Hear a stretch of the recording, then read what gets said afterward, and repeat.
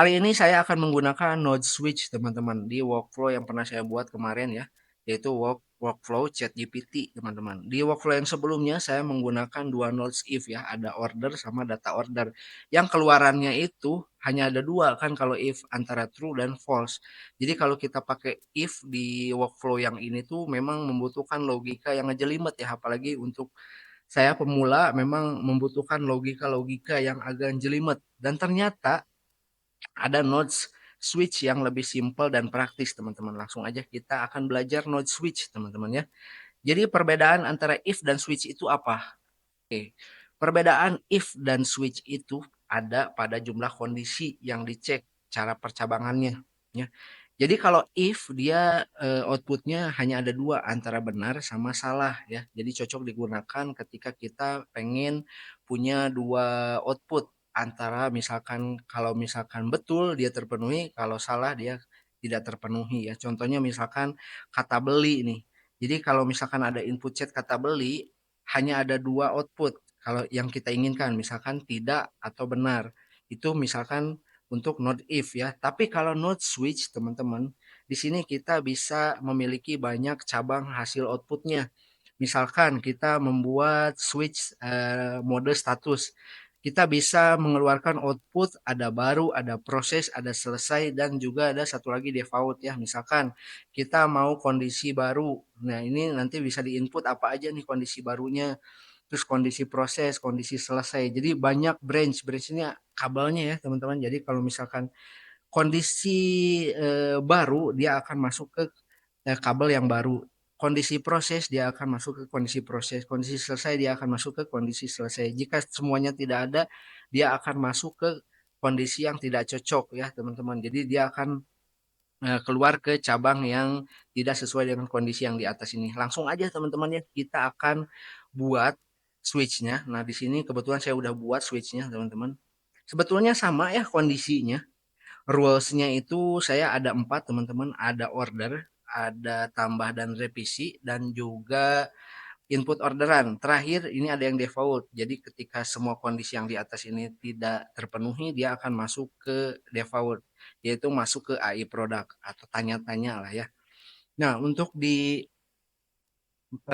kondisi yang order ini kita bisa cek teman-teman di sini sama aja ya teman-teman sama kayak yang if cuman kita tinggal tambahkan simbol double vertical nih kayak gini nih double vertical simbol kayak gini dua terus kita tambahkan JavaScript ini kondisinya misalkan kalau ada kata pesan order dan beli dia akan masuk ke switch mode order ya. Nah, juga sama di yang tambah dan revisi juga sama teman-teman. Untuk yang tambah dan revisi juga tergantung dari inputan teman-teman ya. Ini bisa dimodifikasi. Untuk kali ini saya masukkannya untuk kondisinya ada revisi, ubah, tambah, dan ganti. Kalian tinggal pakai simbol double vertikal kayak gini biar kalian bisa nge-input kondisi-kondisi. Jadi nggak perlu satu-satu teman-teman. Ribet kalau satu-satu. Kita tinggal pakai kode JavaScript seperti ini ya. Sama tinggal copy paste aja yang dari if nodes teman-teman. Kan if nodes tuh ini ya, yang ini kondisinya. Udah kita tinggal tambah aja double vertikal simbol ini nih untuk nge-save rate antara kondisi revisi, ubah, tambah, sama ganti ya. Sama, di sini ada input orderan. Kalau untuk input orderan, jadi ketika nanti si AI chatbot akan memberikan data yang harus kita isi, ya seperti jenis kopi dan jumlah, terus ada alamat, ketika kita isi, ketika ini terpenuhi, dia akan masuk ke AI order, teman-teman ya. Seperti itu, udah. Nanti bentuknya akan seperti ini ya teman-teman nih. Wire-nya, branch-nya nih akan seperti ini. Ada order, ada tambah dan revisi, ada import orderan dan juga AI product. Ini langsung kita praktekkan ke workflow yang pernah kita buat ya. Ini kita hapus dulu teman-teman ya. Kabelnya, branch-nya kita hapus, ini juga hapus karena saya pakai sekarang nodes untuk chat trigger. Jadi nggak pakai WhatsApp. Kita pakai chat trigger biar simple ya. Ini kita pindahin dulu ke sini ya. Pindahin, nih kita pindahin ke sini. Lalu kita masukkan ini kalau ada branch order masuknya ke AI order boot ya. Lalu kalau misalkan untuk tambah dan revisi juga masuk ke AI order boot, input orderan masuk juga ke AI order boot. Kalau misalkan tidak semuanya kondisinya tidak terpenuhi, dia akan masuk ke AI chatbot produk. Ya, di sini jangan lupa kita ganti dulu ke define below. Define below. Jangan define below. Sebelumnya kan define below, ganti ke chat trigger notes teman-teman. Biar nggak error ya.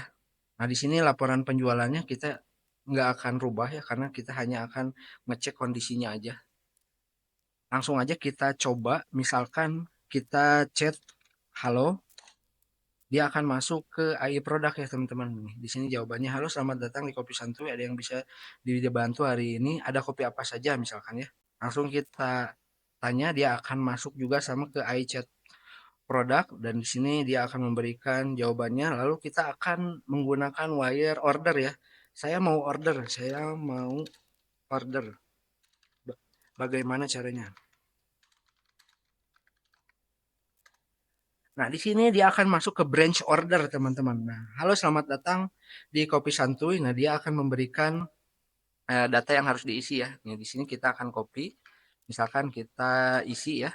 Di sini kita isi jenis kopi dan jumlahnya cappuccino 2, latte 3, alamatnya Garut. Langsung aja kita coba. Dia akan masuk ke input orderan. Ini error karena kita nggak rubah ya, teman-teman. Nanti kita tinggal rubah aja, teman-teman tinggal rubah aja. Nah, di sini berarti sudah masuk ya, teman-teman nih. Berarti jenis kopi dan jumlah cappuccino 2, latte 3 sama alamat udah masuk ke order dan sebetulnya sudah diinput ke laporan penjualan. Misalkan kita akan tanya, saya mau ganti pesanan sebelumnya salah, misalkan.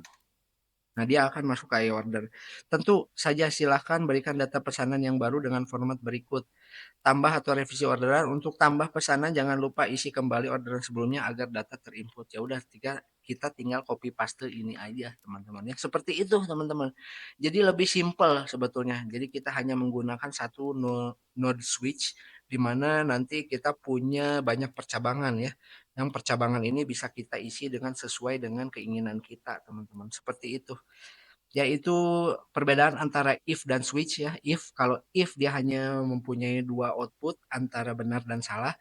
Kalau node switch dia punya banyak percabangan sesuai dengan apa yang kita inginkan. Nah, di sini saya menggunakan switch untuk pesanan toko kopi ya, yang dimana outputnya ada order, tambah dan revisi, ada input orderan dan juga ada tanya-tanya produk. Seperti itu teman-teman untuk node switch ya yang udah saya pelajari dan jadi lebih simpel ya, lebih simpel kalau node if itu ketika kalian ingin punya dua output di mana kalian hanya ingin ada salah dan benar, kalian bisa pakai nodes if ya. Jadi hanya ada dua output percabangan. Nah, kalau untuk switch ini lebih ke banyak percabangan, teman-teman. Contohnya kayak yang tadi ya. Kayak yang misalkan di node switch ini ada status ya, ada baru, ada diproses dan juga selesai. Seperti itu teman-teman untuk node switch ya. Langsung aja dicoba.